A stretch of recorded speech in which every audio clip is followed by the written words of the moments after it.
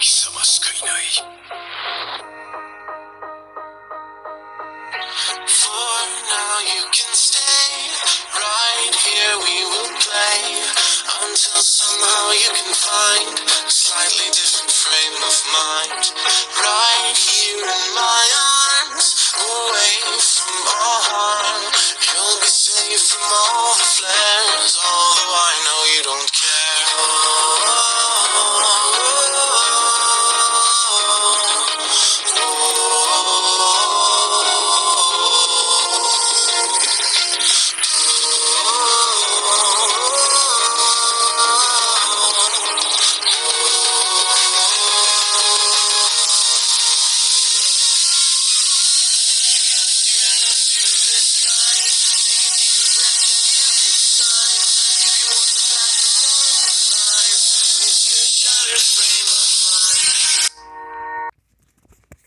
Greetings, travelers. Welcome back. I am glad to announce that this might as well be my favorite YouTube series I've done in a while. And I'll actually start doing some of my old favorites. Like continuing old favorites. Such as, well, I can't name them off the top of my head, I'll have to look. But I did have quite a lot of old favorites that have been forgotten to the pages of myth and history. Fairy tale. Being forgotten to the pages of myth and fairy tales. But, well, enough about that. Welcome, everyone, to part 2 of What If Female Naruto was a dragon god. For those who didn't watch the last video, please check it out. It's an amazing YouTube video which I spent an hour an hour doing, even though the storyline itself I kind of made it up as I went. And the same goes for this episode. Tell me if you like me doing that, or would you like me to think through the, stories? Please tell me in the comments. It's down below the video. But anywho, a little recap before we begin with the video. Last we saw, Naruto had returned to her home only to see a devastating event take place. Her own mother and father, Minato and Kushina, were murdered by a strange girl claiming to be a dragon god named Ophis.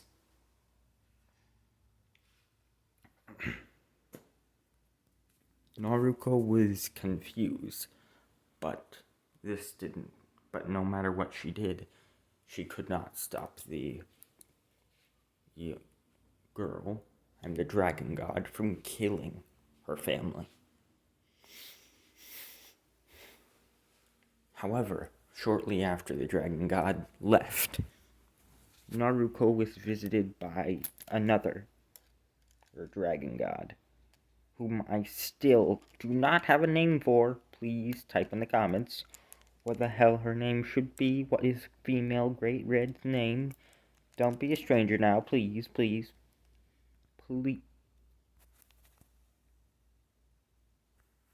Please type that in the comments.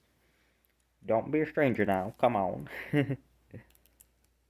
But, anywho.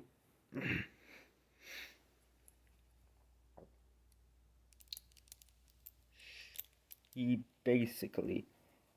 got, this dragon Great Red pretty much, told her that Ophis was looking for her.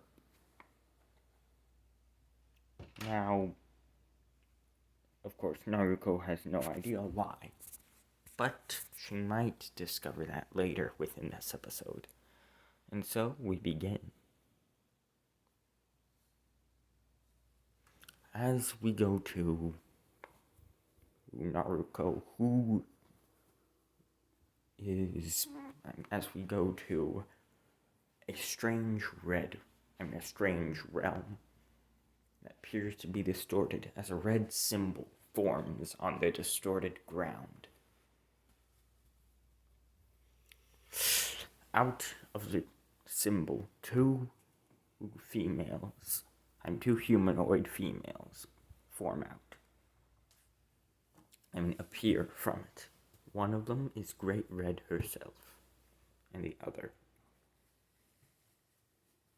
is Naruto, still confused, as she then says, "Where are we?"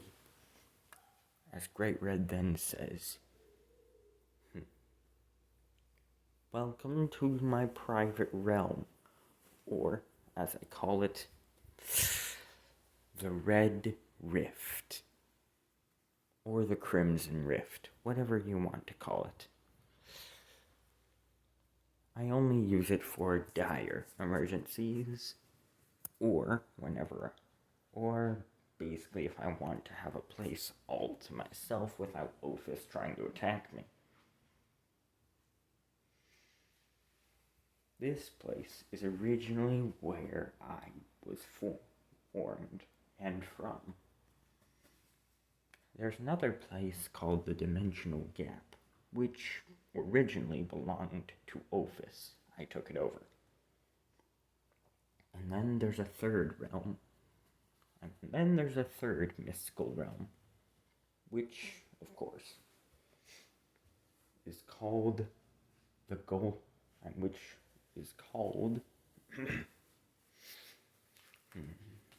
the Golden Citadel. It's pretty much like an endless golden church or castle. It's gold, white, red, and blue. With in each. And there's only 3 extremely large rooms. Well, I mean, it's about 10 times the size of a regular 10 by 10 room. So it's 100 by 100 by 100. 100. Basically a ginormous cube. There's 3 of them in that realm. One which can be found somewhere in the left hosts a ginormous red crystallized statue, and a giant red crystal in the shape of a red dragon.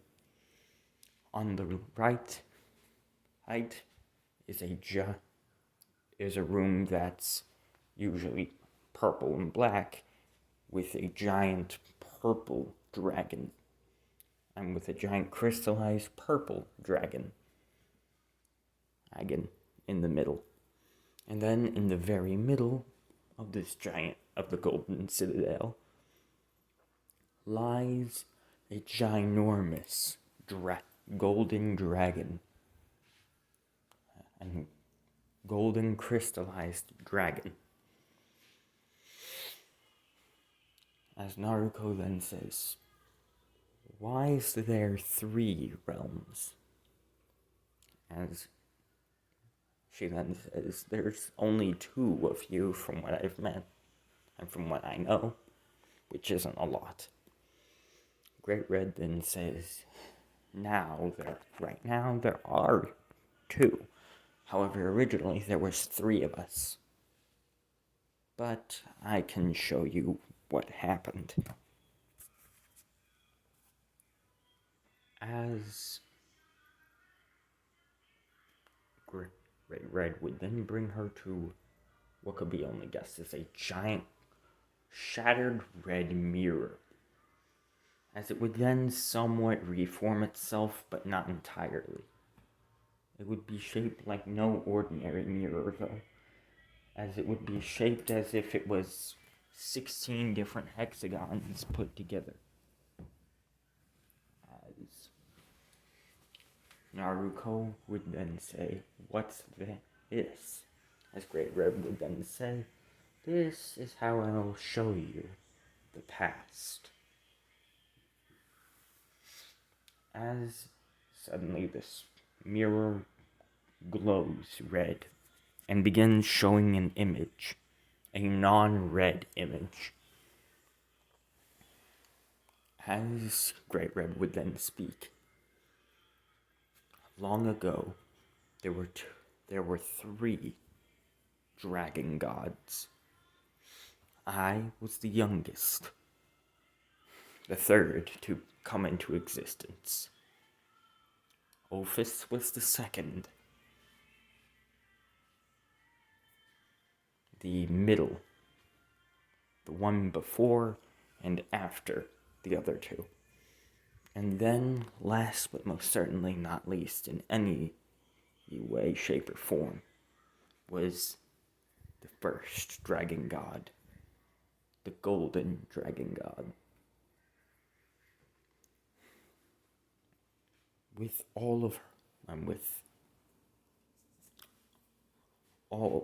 of their legendary power, they were the strongest out of all 3 of us.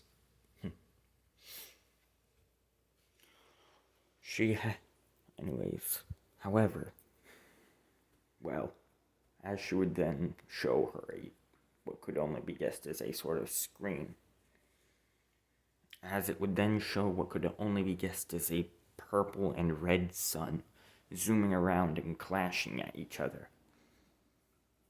As she would then say, look close, and as Naruto would then say, "So, why are you showing me 2 suns?" As she would then say, "Look closer." As the screen would then zoom in, showing what could only be guessed as a giant red and gray armored dragon, as it blasted in devastating beams and moved at extremely fast speeds. The speed of light, to be exact. I'm faster than the speed of light. Hell, faster than the speed of, well, anything, really. The 2 were moving at almost the exact same speed, which is quite literally infinitely fast. Infinitely faster than the speed of light, I'll tell you that. The 2 kept clashing at each other. While one was a red and gray armored dragon, the other was a purple and gold armored dragon. As the purple and gold one would begin sending out giant orbs of purple flame and hurling towards the red and gray one. As she would then say, "What are those? They look so large and powerful." Fun fact, these forms are each around the size of a universe. As Great Red would then say, "Well, it's no surprise that you think they're large. Those 2 armors are the size of an entire universe." And, well, not an entire universe, more like an entire multiverse.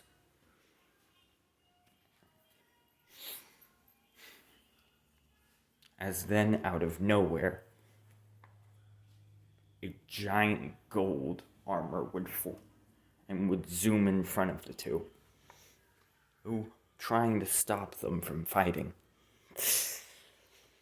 However, the 2 would keep fighting, continuously clashing and battling, until, well, eventually the gold one charged up with some sort of unknown power, as it then ran towards the other two, grabbing them both by the necks, and then throwing them, and then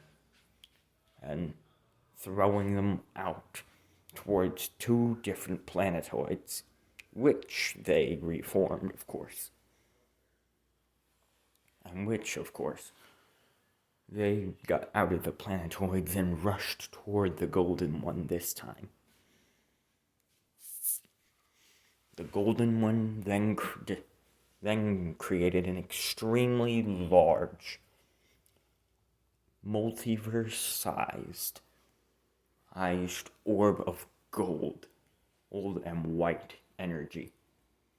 The purple one did the same thing with a purple and black orb, and the red one did the same thing with a blood red orb.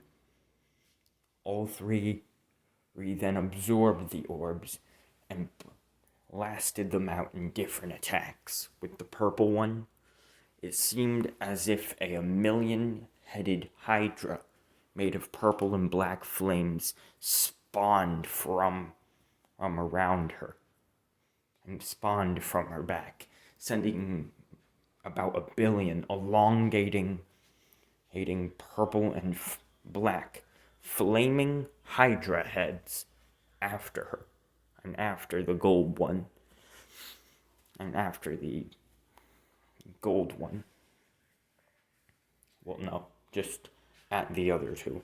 The red one absorbed the red orb, and then two extremely large cannons formed from, about, not two, 13 extremely large cannons formed from around, formed from all over, all over the red one, as it then released 13 extremely large shots, dragon-shaped blasts of red energy towards the others. As the gold one absorbed the gold orb, and then blasted forth an extremely large, and then spawned what could only be guessed as a blade out of its hand. It then did the same thing with its other arm, and then using some sort of strange ability, created around 10 more arms, using some sort of strange golden energy or some sort of strange body manipulation.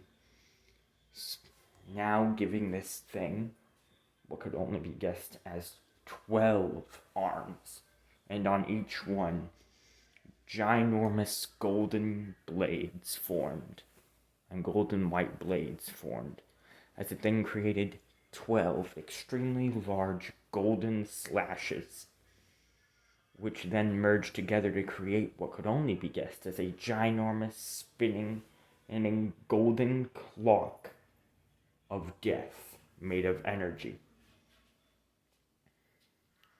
The three attacks clashed all at the same time, in the middle of the three, creating an extremely large interdimensional explosion, sending the three flying to 3 different dimensions. As Great Red would then say. After that, Ophis, the one in the purple, was sent to the dimensional gap, and I was sent to the human world out of the Crimson Realm, and out of this Crimson Rift. The human world is not like the one you know. It's much different and a lot more complicated, as you would then say. However, the golden one fell I'm the Golden One. Shenra, as her original name was, fell into a portal and was brought. I fell into another portal and was brought to somewhere even I did not know for a very long time. Until that was Ophis discovered something. She discovered a way to track energy signatures and immediately searched for the Gold One. I did not know this until recently, while she knew it for quite a while. She brought herself to this other dimension. I'm to a different dimension, your dimension, in search of the Golden One. And I tried to stop her and also collect the Golden One at the same time.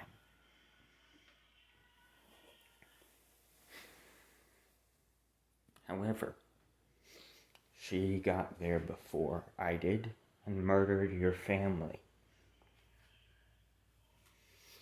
And now, if I'm correct, you are indeed Shenra, the one we've been searching for quite a while.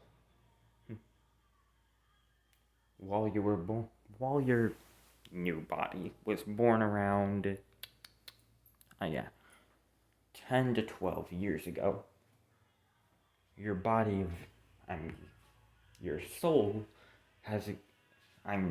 fell to that dimension around 10,000 years ago. Why do you think you can't use normal chakra? Simple. Because you don't have any. Or why do you think you can only do special moves that require chakra, if you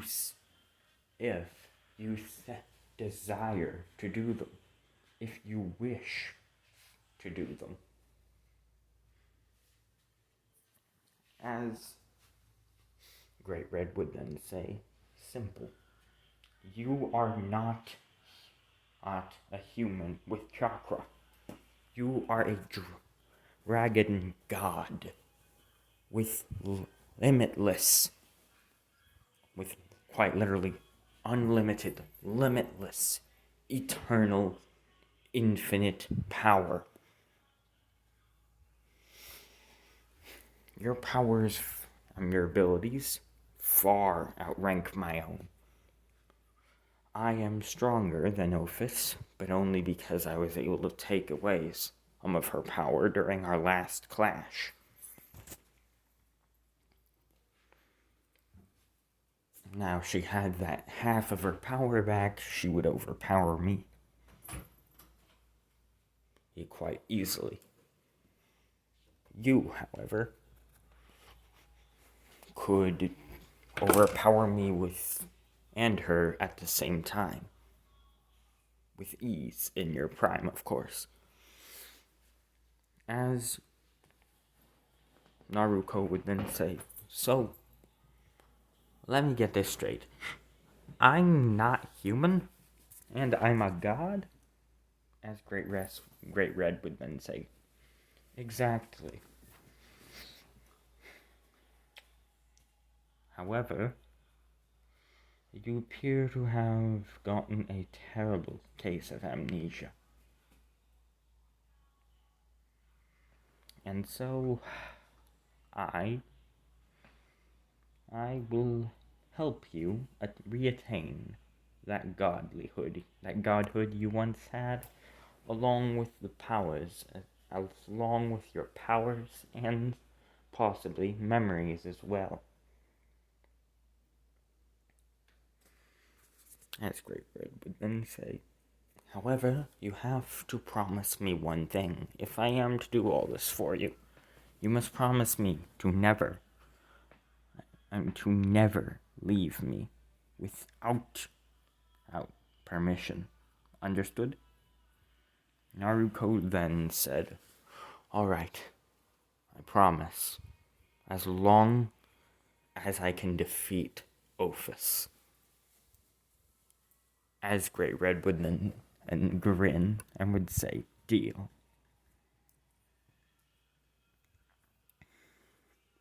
As we skip, as we go to somewhere else, the dimensional gap.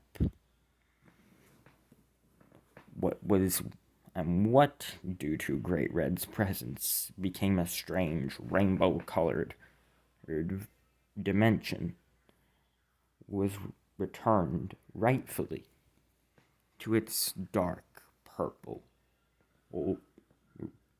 dimensional rift out in and out of existence. As we see Ophis is floating throughout this realm of hers. As she then says,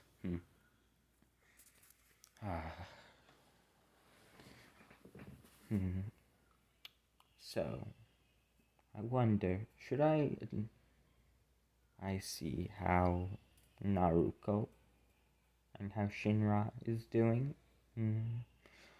She's probably still wallowing in sadness. Poor girl. As Ophis would then create a sort of viewing screen and would would obviously pinpoint Naruto's energy.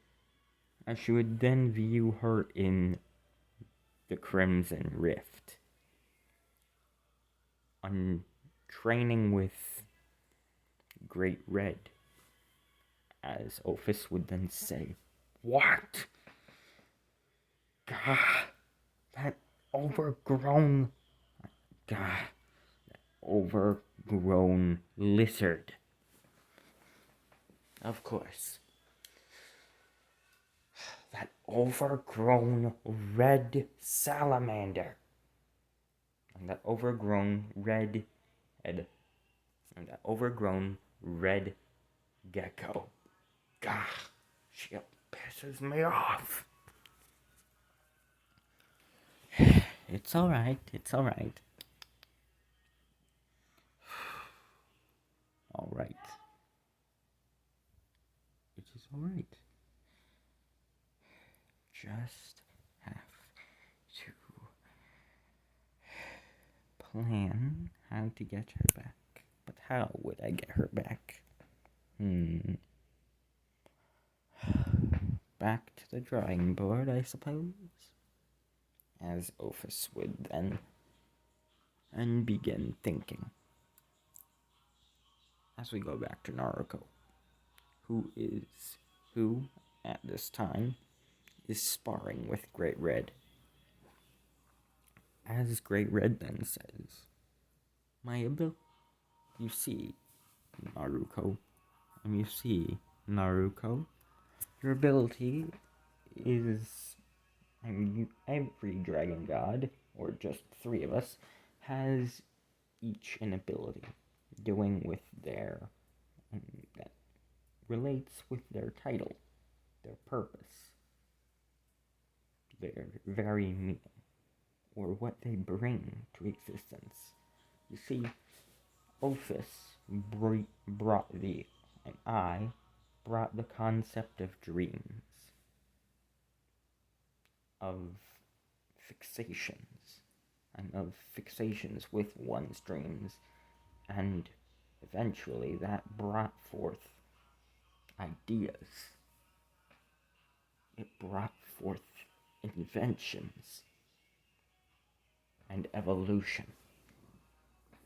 The dream to become great. The dream to become better. However, Ophis brought forth the concept of infinity, which ultimately he gave existence bad ideas. Fear was the first. Stupidity was the second. Fear, because they feared that there would be and that when night rose, there would be infinite darkness.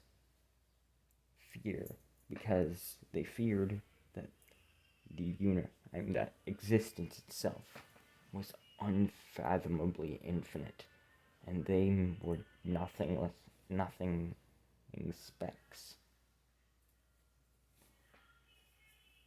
Stupidity, because they thought whatever they killed, well, there was infinite more things to hunt. And they thought that whatever they stole or grew, there would be infinite amounts of those things.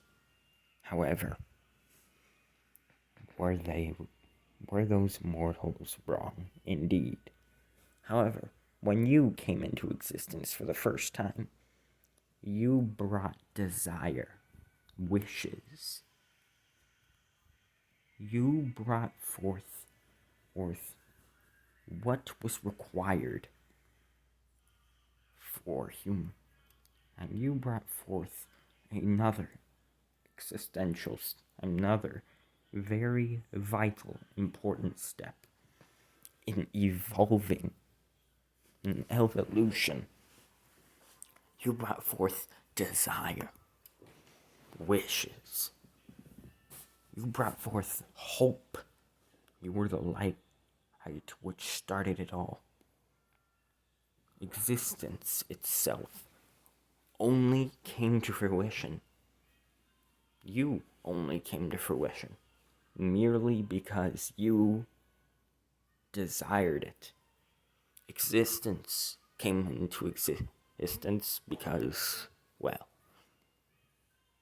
it desired itself, or you desired it. Desire became, well, one of the very founding materials for existence to evolve, for beings to begin. Life came into existence merely because life desired to. Death did the same. Violence, hate, love, joy, peace, creation, destruction, elements,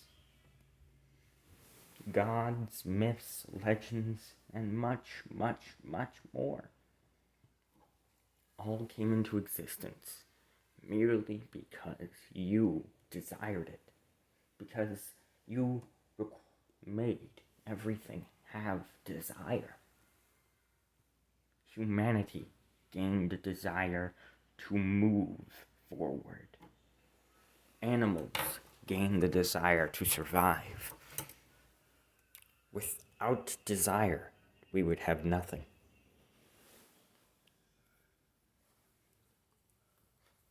And that is why, whenever you want something and wish or desire it, and you wish for it or you desire it, you gain or do that thing.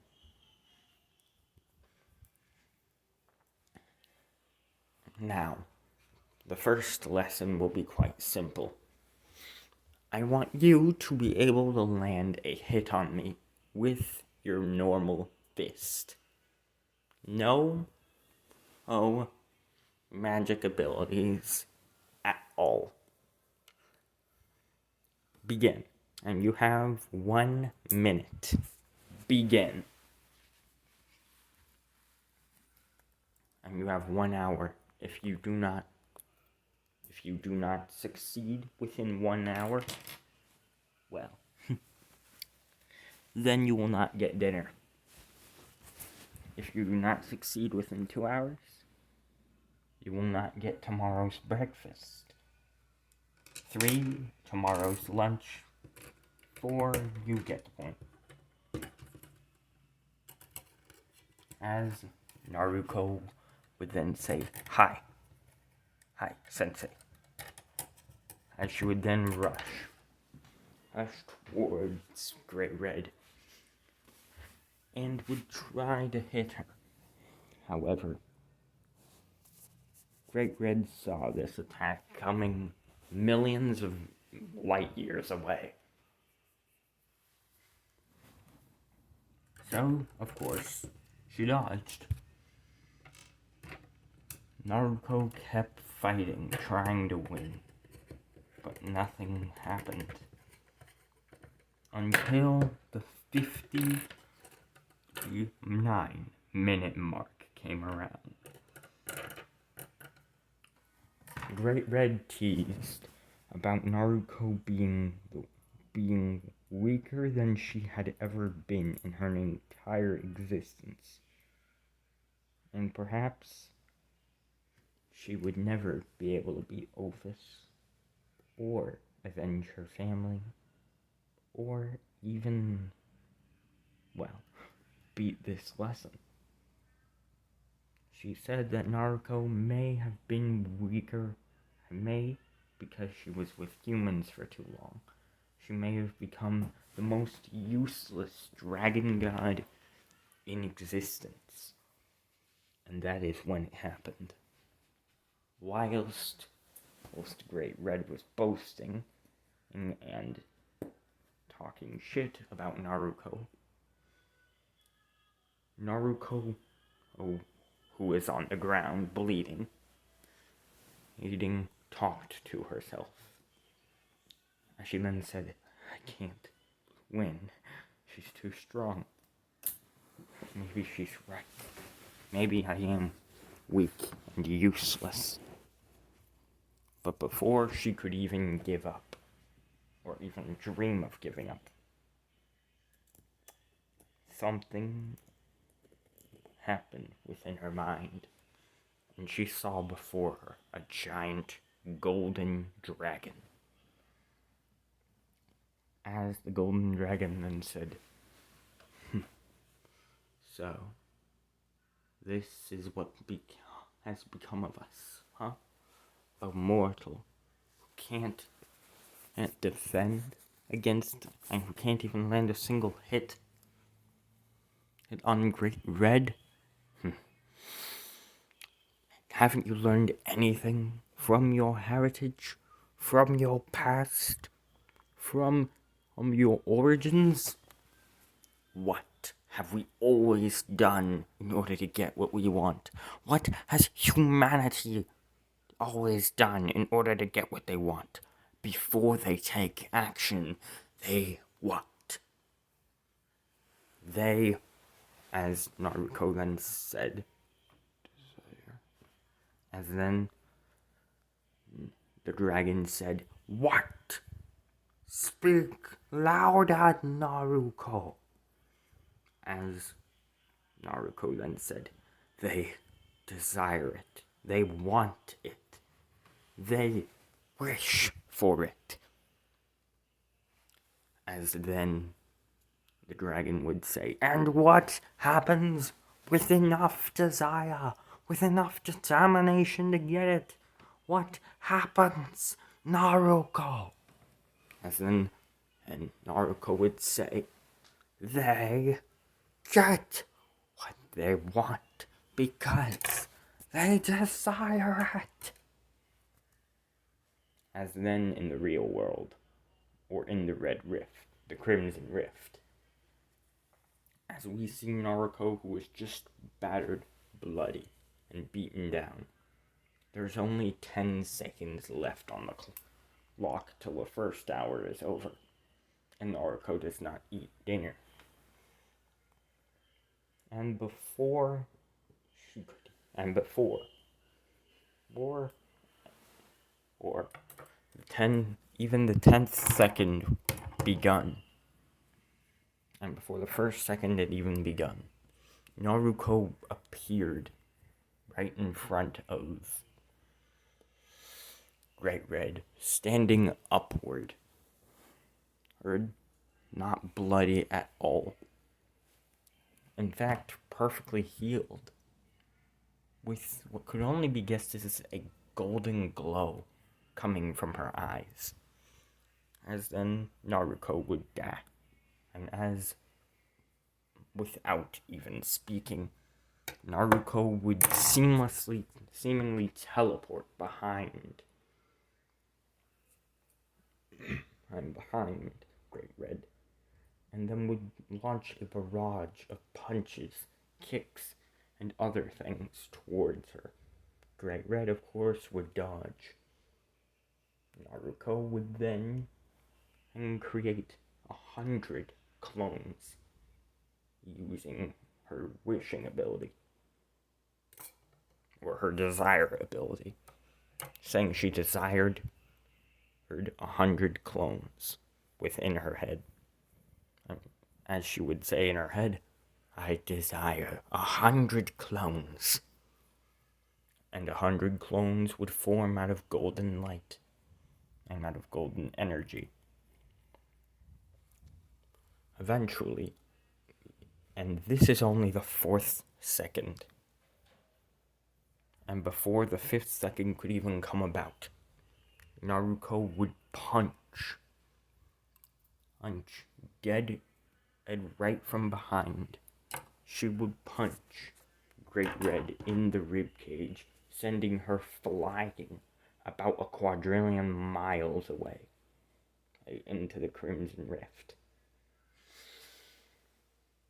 As Great Red would then fly all the way back and faster than the speed of light. As she would then say, now that's what I'm talking about. Looks like there is hope for you yet. As Naruto would then smile and would say, how'd I do?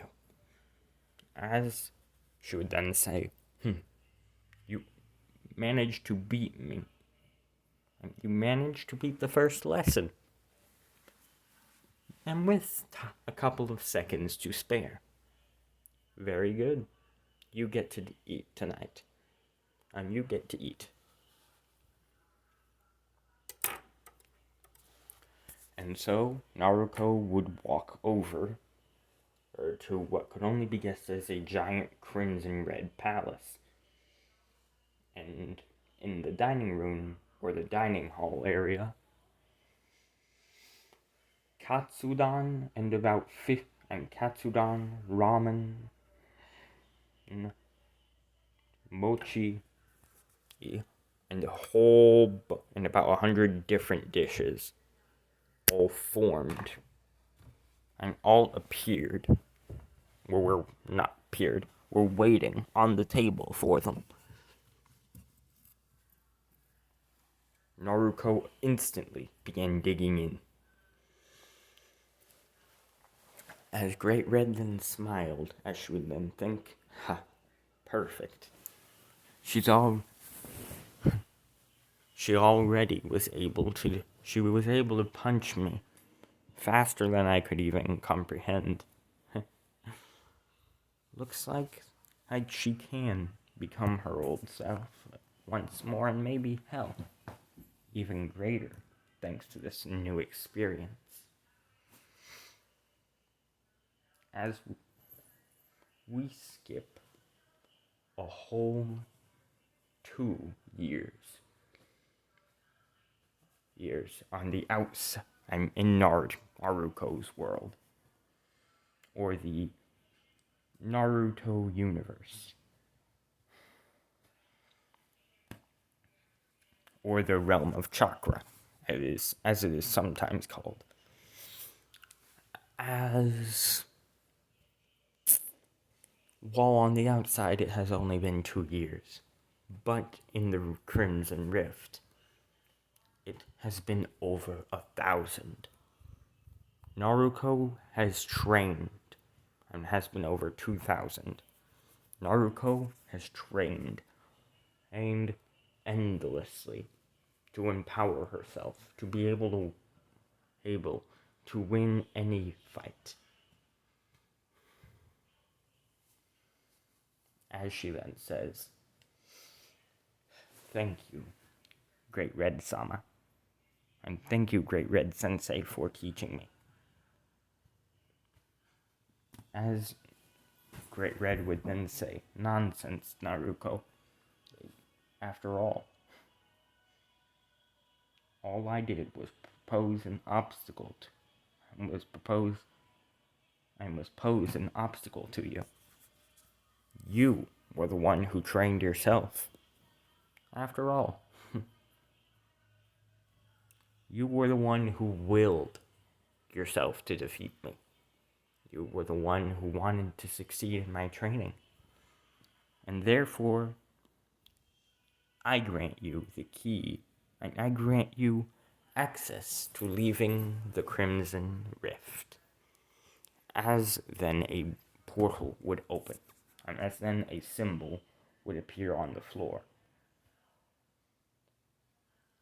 As then Naruto would say, "All right," as she would look at. And as she would then look at Great Red suspiciously, but would walk over to the symbol on the floor.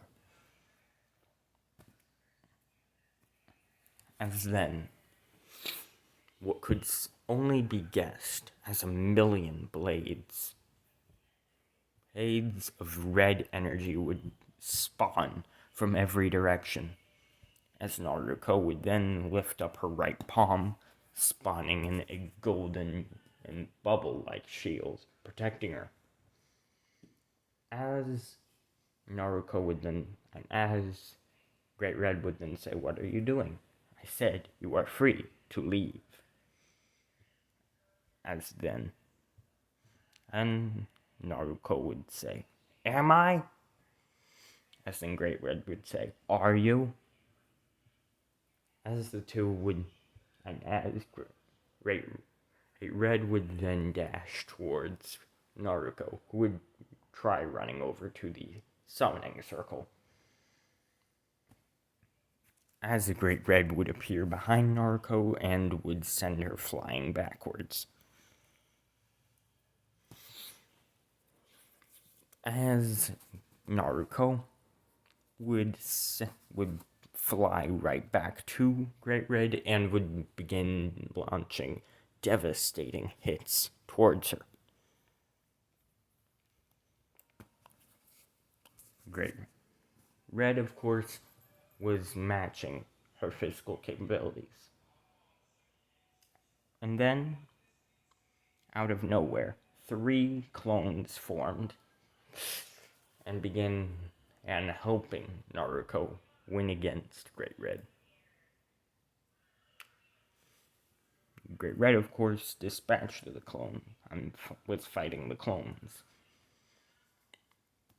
However, she did not realize that the Naruto she thought was the real one from the get-go, and from the beginning of this exercise, and of this exam, as she would call it, was also a clone. As while a giant battle was ongoing, and Great Red thought she had beaten Naruto by beating her down on the ground, and by knocking her down on the ground with what appeared to be blood spilling from her. She would then hear a noise, as she would then turn around and see Naruto on the marking for a summoning circle. As Great Red would then say, "Very well. You've beaten me. So, you may leave." As then the summoning circle would activate and would glow red. However, Naruto would make the summoning circle glow gold and would close it. Then turning off the summoning circle and would say, "I don't wanna. You know what? I don't want to leave. Not yet."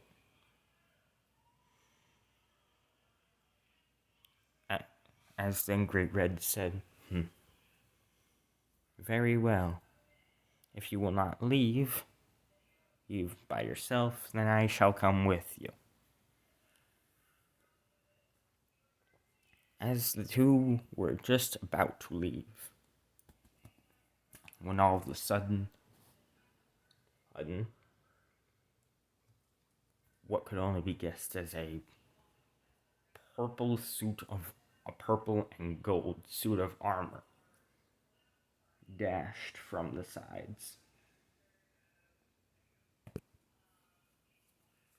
knocking Great Red off of her feet.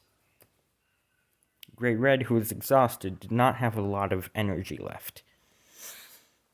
As then the red-haired being would then speak, and as in the purple and gold armored being would then speak. What's this?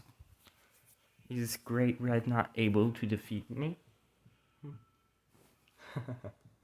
After all, you couldn't beat me 10,000 years ago. What? And you couldn't beat me 12,000 years ago? Why could you beat me now? Why would you be able to beat me now? As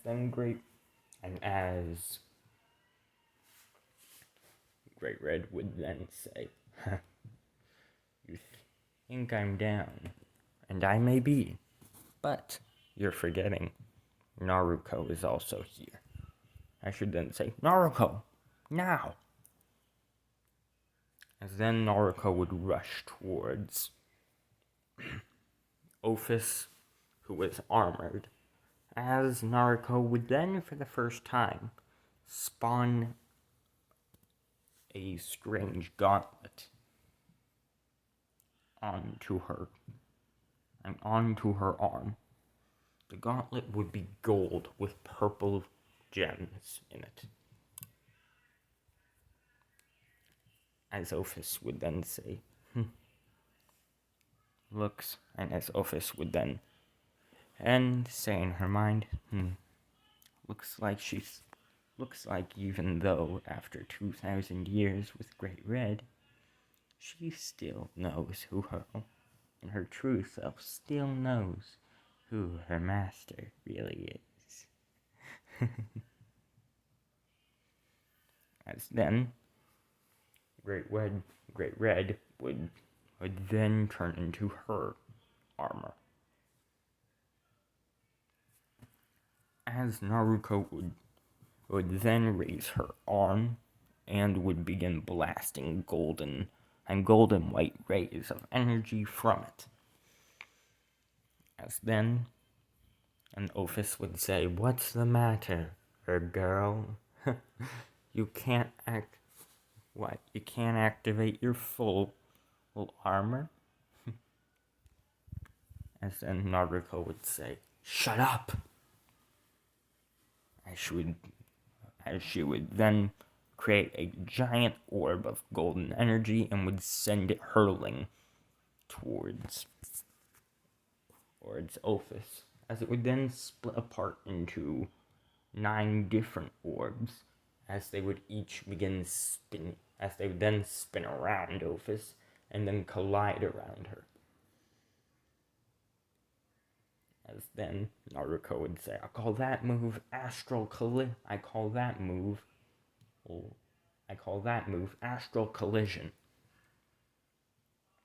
As then Ophis would say,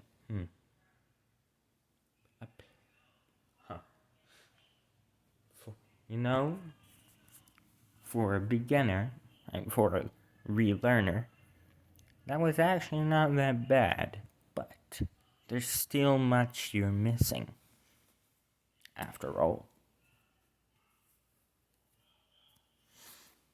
As Ophis would then raise her right hand, and a giant purple katana with a gold hilt would form in her hand. As she would then say, "Hey, don't worry, this will only send you to the dimensional gap, unconscious, due to the amount of excruciating pain you're about to feel." As Ophis would then say, infinite dimensional slice. An infinite dimensional slash. As she would then create a million, and as she would then, using only her one arm, would slash the katana a million different times, creating a million extremely large, giant purple energy slashes. Well, not purple energy slashes. Basically, slashes that looked like they were made out of universes and space itself.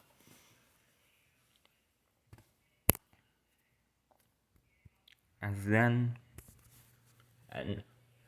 Naruto would proceed to try and dodge the attack, and even try using her shields and blocking skills to block it. However, they would keep destroying the shield. As Naruto eventually passed out and got hit by this insane barrage of attacks and passed out, as her corporeal body then turned into purple dust and poofed apart. As Ophis would then say, "Ha! Did you see that great red? No matter what conditioning nor training you may have put her under, no matter what she might call you or think of you, deep down within her soul, Shenra still remembers who her real master is, who her real true love is."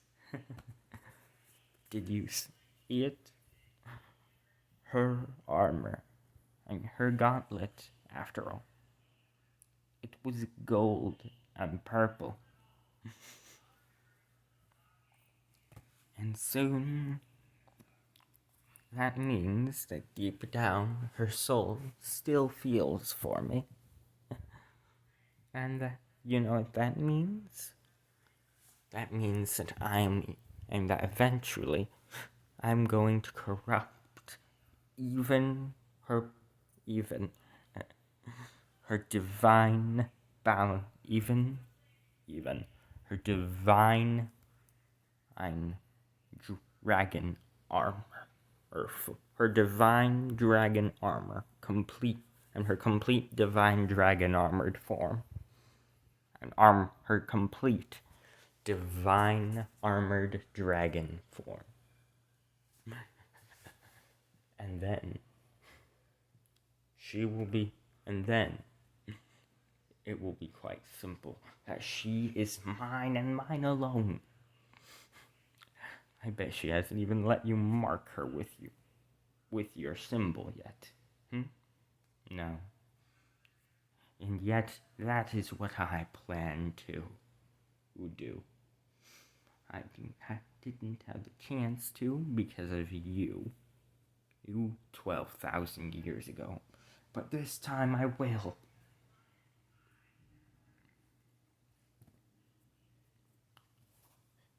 As then she would then reveal on her neck a golden symbol. As she would then say, "As you can see, when Shenra slept, and whilst Shenra slept before our great battle, and before our final battle, I forced her sleeping form to mark me. I am her. This means that I can alone find and track her, no matter what dimension, realm, or reality she is in. I will always find her." And now you are a distraction. You are an obstacle that I've wanted to get rid of for so and for so us damn long. The reason she said us instead of God, other gods, is because, well, they are gods. Seriously, thought you guys would be smart enough to catch that. As Great Red would then dash towards Ophis in her full armor. She would then say, Crimson Purgatory! Crimson Purgatory! As she would then create a ginormous, basically red and black, Rasen Shuriken. Well, a sideways Rasen Shuriken. As it would appear to be a ginormous red disc spinning with raw energy, as she would then send it flying towards Ophis. Ophis would then block and would then slice the attack with her own, creating a very devastating slash. Splitting the attack in two, still hitting. I'm hitting Ophis's 2 arms and 2 wings, whilst her slash attack would hit Great Red right in the chest. Right in the chest and the rest of her middle body, including her 2 legs. As the 2 would fall all from the part of the sky which they were flying in, and their armor would then dissipate. As then Great Red would say, Go, give me back Naruto, you insane purple lizard. As then Ophis would say, How dare you? You're the giant red lizard here. And you're the giant lizard here, you red oaf. Naruto is mine, and mine alone. Now, if you excuse me, I have to undo whatever stupid brainwashing you have done to my precious Naruto. Goodbye. As Ophis would then poof into purple, and into purple dust or sand. As she would then reform in the dimensional gap. A giant purple, like amethyst world. An amethyst realm. As she would then spawn an entire floating island from the depths of this infinitely vast realm. As Ophis would then say, Welcome, Naruto, to the dimensional gap. My home, and your soon-to-be new home. Now, what has that bastard told you, Did she say that I was evil, that I tried to attack you? Did she? Well, I have gotten something to show you then. As Naruto would, and as Ophis would then, and summon a amethyst gemstone, a amethyst gem-made screen. And as she would then say, This is what truly happened. And that's the end of this part. I hope you all have enjoyed. Please like, share, comment, and subscribe for more. I gotta say, I am enjoying this series a lot more than I originally thought I would. So shout out to the amazing person who wanted me to do this series. Thank you very much. I still need a female name for Great Red. Please.